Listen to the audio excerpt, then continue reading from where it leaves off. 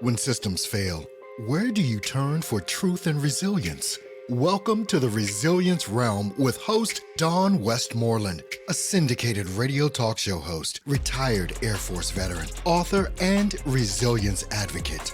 Each week, Dawn brings powerful voices, attorneys, mental health experts, veterans, and leaders sharing courage, boundaries, and real-world resilience strategies. Dawn broadcast on the Pacifica Network and WPVM FM LP 103.7 Radio Asheville. This isn't just a show, it's a movement for courage, ethics, and justice. Tune in Sundays at 10 a.m. Eastern.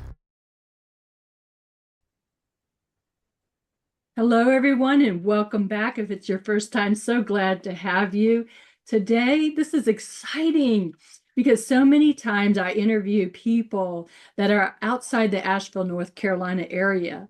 But today, I actually have a fellow Ashevillean, Sofia Costanzo. Am I saying that right? Costanzo, yeah. Yeah, awesome. And she's from Asheville, North Carolina. I learned about her recently because she had to deal with Hurricane Helene that came in the end of September, almost 2 years ago, coming up. And she decided to do something positive. And so she is an actress, a playwright, and a director. And we're going to talk about that. We're going to talk about how the arts can heal. So welcome, Sofia. How are you today? I'm good. Thanks so much for having me. Let the audience know just a little bit about you. You know, who are you? How did you get into the arts? Yeah.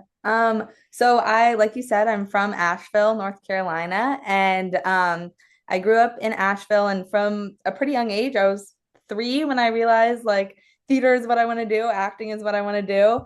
And so I go to school now in New York at NYU, and I'm going into my final year there. And there I've been studying a lot of experimental theater. I spent the last 4 months in Berlin studying physical acting there. And when I go back in the fall, I'll be studying at Playwrights Horizons Theater and studying more directing, writing, that sort of thing, and in the physical acting, that kind of realm. And I also have done a month of Gestalt therapy training at the Esalen Institute in Big Sur, California. So that kind of weaves its way into my theater work as well in a lot of ways. Very impressive. So how does the healing arts, I'm going to call it the healing arts, well, how does acting, playwright, directing, how does that tie into what I'd like to call the healing arts? Yeah, I mean, I think that one of my biggest realizations when I did this month-long Gestalt training was, and because I was doing this training and we were doing all these exercises that were all about therapy, and I was like, oh my God, like I've been doing these exercises just in acting school like for a character, and I was like, oh my God. So yeah, I mean, it's becoming another person. But it's not only that, it's becoming it's seeing the world from a different point of view. And I think that whenever your world view is shifted in any way, whether that's in a therapy session or on stage, when you're seeing a performance, when you're acting in a performance, when you're reading something, it can heal you in whatever way. It can just open your world's experience and your personal experience, your understanding of other people. Yeah, pretty well done. Now, what are you doing at this time? Have you created a new play, or what are you up to these days? Yeah, so I right now am in the rehearsal process for my new show. It's called Raining on Sunny Street, and this is the show that's about Hurricane Helene. And I've been working on this for a year and a half now. After the hurricane, I was actually in New York when the hurricane happened, and because I was at school, and I called my parents, and then the phone went out and I couldn't get in contact with them for days, and I was just seeing everything from the outside and seeing the destruction, seeing things were down and it was flooding, and I was like, what, this doesn't like happen in Asheville. This is not what happens. And also I have no idea if my family's okay or what happened on our property. So finally they got in contact with me 2 days after the hurricane, and they were like, we're okay, we're safe. We drove to the Verizon store or whatever to get some Wi-Fi to call you. And in the weeks following, I was really like, I just felt stuck in New York, wanting to help and wanting to do something for my community. But I was like, there's nothing I can do because I can't come back here and like volunteer on the ground because A, I have school, and B, y'all didn't literally have the resources to like hold and feed more people.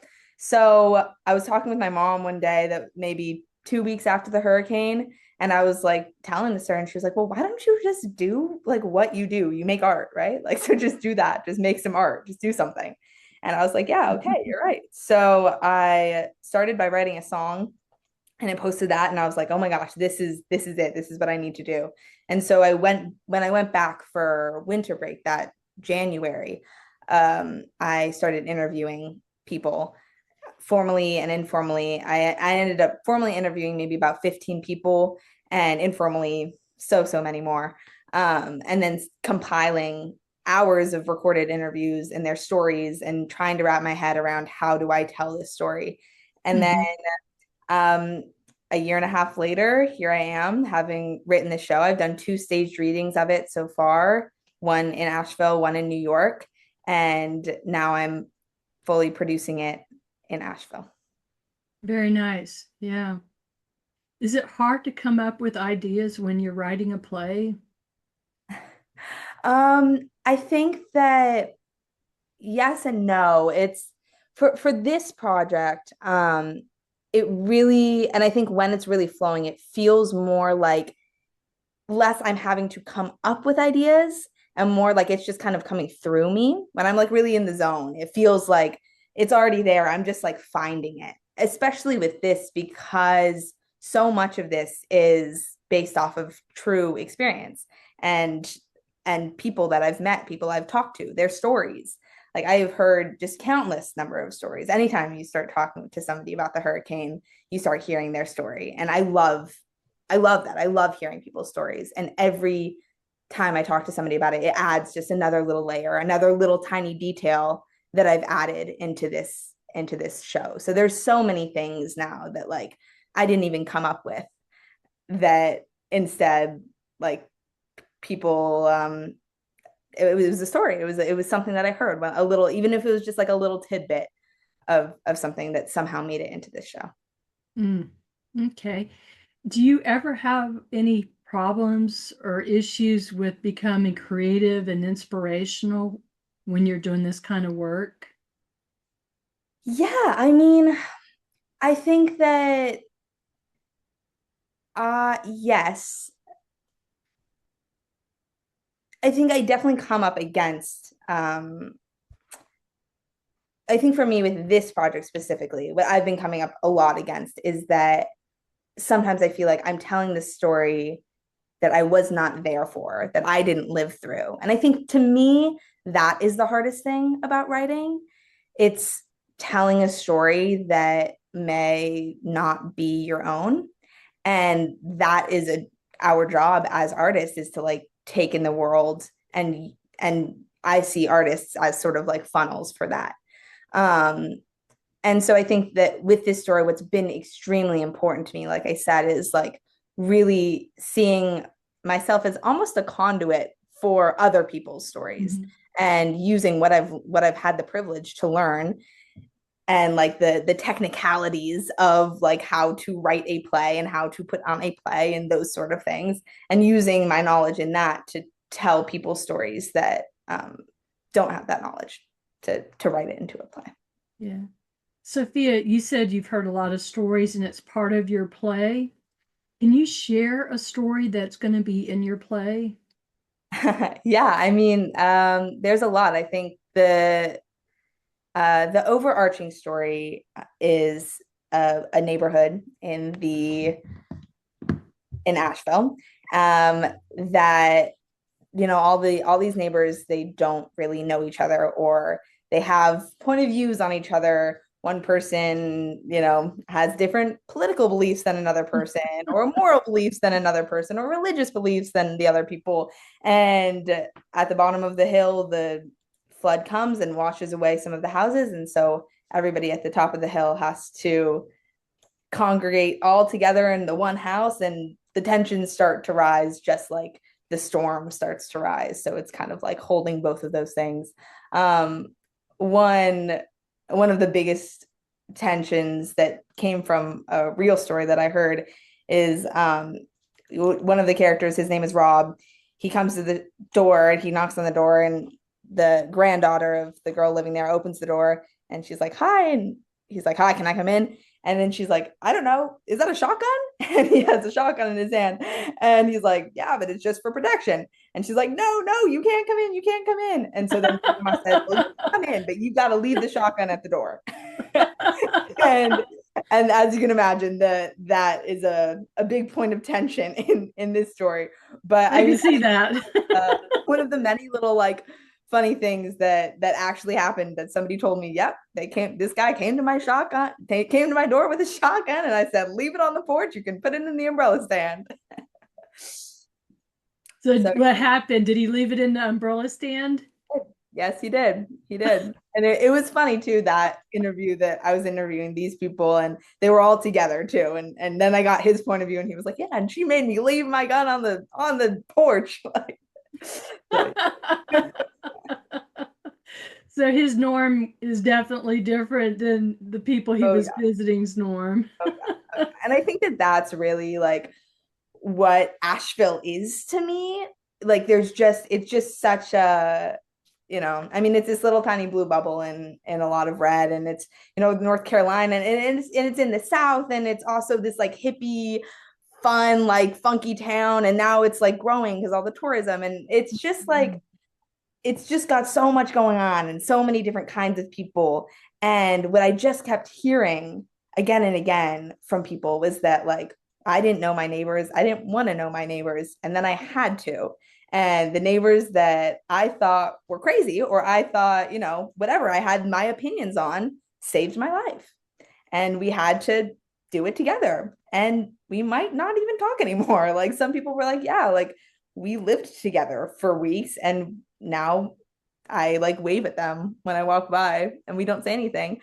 But I think that that's was really beautiful about the hurricane, and is what I try and convey in this show, is that we might all be different and we are all kind of living our own lives, but like when something happens, like at the end of the day, your community, these people who are, you can see and you can touch and are living right next door to you, are the people that you can lean on. I know the hurricane was horrible. I remember the 30 something plus days that I dealt with muddy water, and I'm in Woodfin, North Asheville. And, I even remember when Hurricane Helene hit. Well, it was tropical, but it felt like hurricane by the time it got up here and did all the damage. I was in North Florida dealing with another hurricane without power and lights for about 5 days. And former husband's like, "Stay there. You don't want to come back." But I did want to come back. And, one thing that I remember is that, like you're talking about, Sophia, is people coming together that might be extremely different. I mean, I had people who followed me on Facebook for years, and they're like, "Do you have water?" They're typing, Facebook Messenger, "Do you have water?" And I'm like, "Actually, I do, but it's not drinking water. Can I come over and use your shower?" And I'm like, "Well, I'm not there. I'm actually dealing with a hurricane, and no power for 5 days in North Florida." But it's interesting how, people had to be brave. They had to be resilient. And people came together. Yeah. And that's Yeah. really what I realized from talking to people, was like, yes, there was all this devastation, but that's not what people really wanted to talk about. When I really sat down and asked people the questions, the thing that just kept coming back up was like, yes, we went through this thing, but look at all this that came out of it. And that was, I think, the most beautiful thing about the hurricane, was exactly what you're talking about. People talk to people they hadn't talked to in their entire lives, or like in years and years, and because they had to. Mm-hmm. I know we had some extreme weather earlier this year, and people started to panic. As they said, they were feeling like PTSD, like, "Oh my gosh, we've been through a bad storm." You might remember that we had some really extreme weather.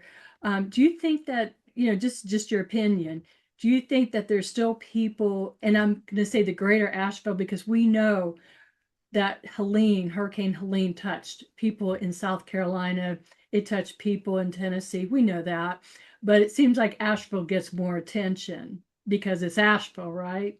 But do you think, Sophia, are there people out there that you feel like still need healing from the experience? It's almost been 2 years ago. Yeah, I definitely do. I think that this is one of those things that people will be healing from for a long time. I mean, it was a huge community event that, like you said, like affected such a big area, not just Asheville, all the neighboring small cities, and yeah, I that is what I hope to bring a little bit of with this show as well.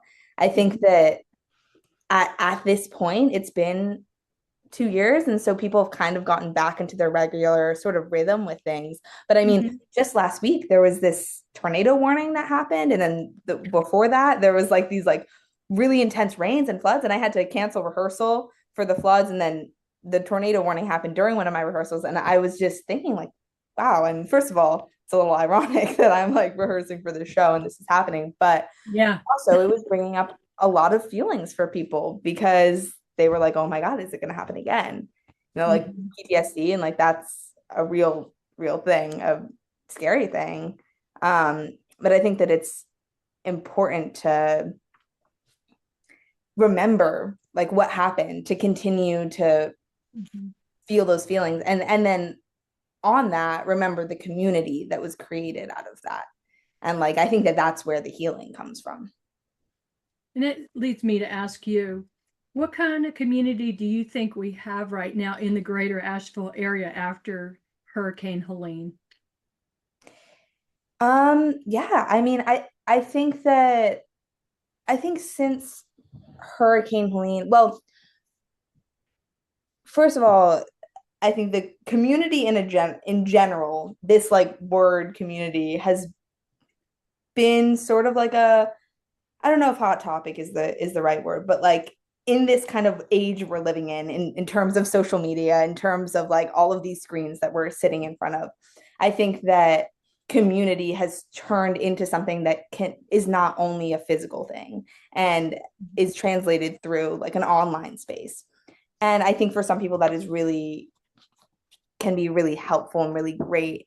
I mean, I'm 21, I'm a Gen Zer, so I've grown up in that world. But I think that also what the hurricane brought to Asheville and to the surrounding communities is like a break from that and a break from this like online world because, well, there literally was no service. People had to get real and get physical and be in physical community with each other. And I think that there's still remnants of that. And I think that that's still like in the underbelly of what's going on in our community right now. And I hope to keep reminding people of that. I hope that it doesn't drift away back into the virtual world that the rest of the world seems to live in. If that makes sense.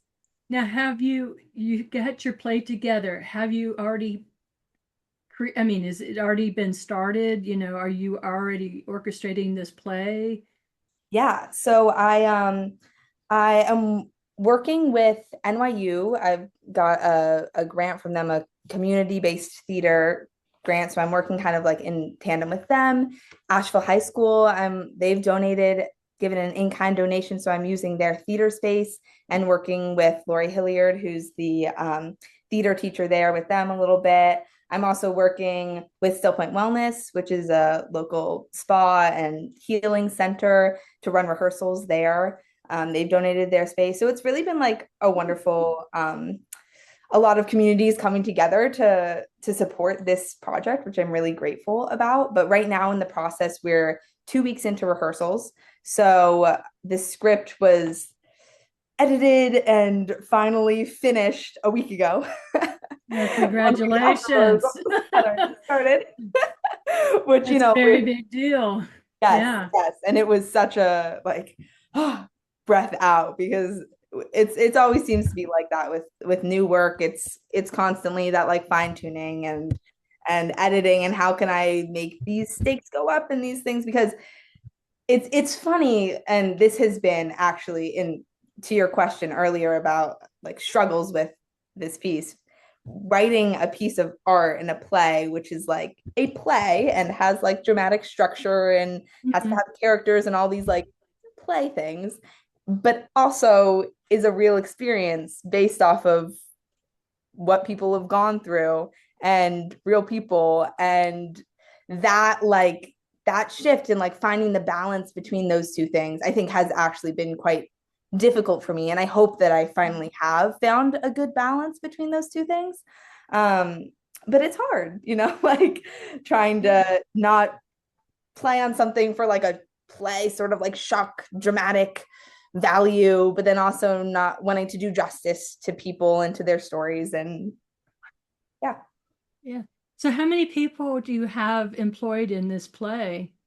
So there's 6 actors, actually 7, because 2 of them are sort of like musicians that kind of like are narrators that sort of tell the story along. And then I have a few other creative team people, stage manager, assistant director, supporting the process, sort of in the background. Are you in this play? I'm not. I said You're I've behind got the scenes. You're creating and doing infrastructure.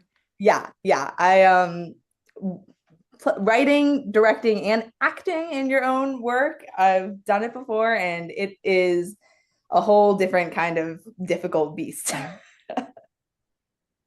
Yeah. So I was wondering why you weren't in your play. Why is it different? Was it a whole different beat?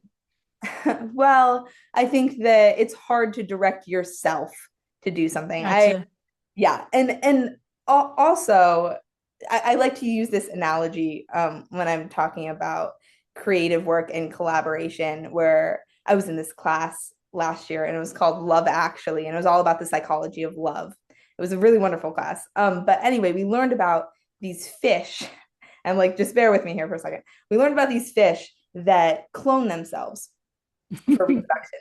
And their species are incredibly susceptible to any sort of disease or bacteria, anything like that. They die out so quickly because all of them are like have the same DNA because they've just cloned. And I like to think of that in terms of art. And I see like a play or any sort of theater piece as like, you have like the writer, you have and that's one lens, then you have the director and that goes through another lens, and you have the actors and that goes through another lens, and then you've got the audience. And if the writer, director, actor is the same fish that keeps getting cloned again and again and again, I think it's possible, and it can be something really wonderful, but also it takes away those chances for like new DNA to get into that piece. And so that's why I decided to not act in it. And also why I decided to bring in so many collaborators, and especially like in terms of the music, and to bring in collaborators in terms of like assistant directing and editing through the process and the acting. And like, I think it just, the more perspectives and collaborators, and the research process too, of course, interviews, the more I get in there, the more DNA, the more diverse it will become. So we know you're an actress, and you're not an actress in this play, and you explained why, and it makes good sense. What kind of roles have you performed in as an actress? Yeah. Well, in high school, one of my favorite roles was Chicago. When I was in Chicago, and I was Velma Kelly in Chicago, and that was fun, musical theater-y. But more recently, I was in a production of Hedda Gabler by Henrik Ibsen, where I played Thea Elvsted. And that was at the experimental theater wing at NYU. And that's where I think I really got to explore how to apply a lot of the like physical acting kind of things, this like somatic work that I had been learning in the experimental theater world, and like putting it on stage. And then I've done some other student projects more recently that kind of have been in the same vein of like more recently I'm going into this like experimental theater, physical acting kind of world. Impressive. You know, there's probably somebody out there, and it could be a younger person, it could be an older person who wants a second career. I mean, how do you know that you would make a good actor or actress, Sophia? I mean, like I said, I think have known since I was like 3 years old and standing on the kitchen counter and dancing and singing my heart out.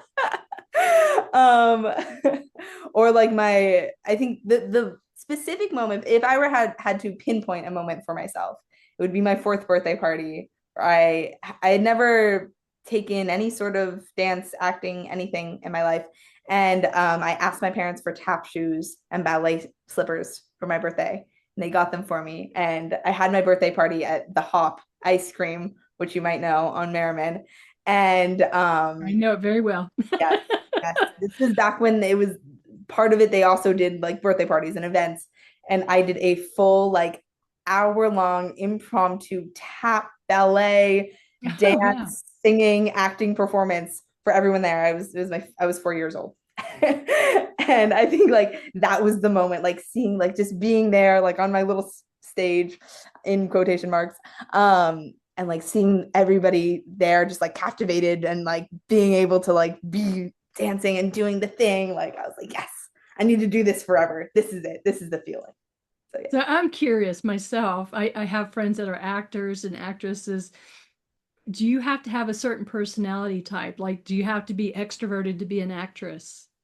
No. I mean, I'm a very extroverted person.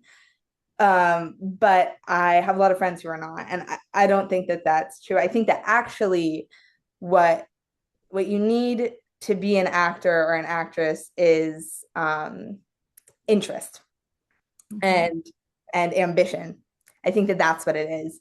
I had this teacher who said talent is interest, and he would just say that over and over again, because Okay. you can be talented, sure, and like natural talent, and yeah, that's a thing, and you can have that, but it doesn't really get you anywhere if you're not interested in what you're doing. And I think it's that. I think it's like the passion, and you can have that passion and be an introverted person. You don't have to be like extroverted about that passion. But I think what's so beautiful about acting and theater is, like I said before, getting to step into people, bodies, characters who are so different from yourself, and getting to experience life in like through this new lens. And that's why I think a lot of actors are quite like extroverted or seem extroverted, or like I don't Mm-hmm. know, Yeah. can kind of like meld between different people, because that's like what we do. We like stretch that muscle of like being able to meld with people and like be people and become different parts, heighten up different parts of ourselves. Hmm. Very, very good. So tell me about the play. We're down the last couple minutes. How can people watch the play? Will it ever be online recorded, or will it only be, in residence that you have to see it? Yeah. In terms of the online recorded, that is to be determined. Okay. I'm not sure about that one yet. There might be an online recording. There will definitely be a few clips, but you can follow us on Raining on Sunny Street on Instagram. And if you want to come see the show, it's on August 21st and 22nd at Asheville High School's Arts Theater. And you can go get tickets if you look up online, Raining on Sunny Street, Asheville. There's an Eventbrite, and you can get tickets. Oh, also, there's a preview performance we've just added on August 20th. So August 20th, 21st, and 22nd, Raining on Sunny Street. Yeah. So will you only play it one time, There'll be three perform it one time, performances. 3 times? And have you made decisions after that what to do with it? I'm really hoping that I get to keep working on it and either bring it back to Asheville or bring it to New York. I think like I'm my whole idea is like process, and I'm gonna keep working it and keep workshopping it. So yes, Yeah. I hope it will come back. Sophia, this has been wonderful talking to you. We're almost out of time. Real quickly, how can people find out more about you, your contact, any information about your shows? Yeah. Like I said, Raining on Sunny Street is the show, so that's their Instagram. My Instagram is Sofifi_1. spelled with an F. And my email is sofiamcostanzo@gmail.com if you want to contact me via email. Thank you so much, Sophia. Thank you for what you're doing to help people recover from Helene. We'll never forget it, and we won't forget you either. Thank you. Thank you so much. We're done.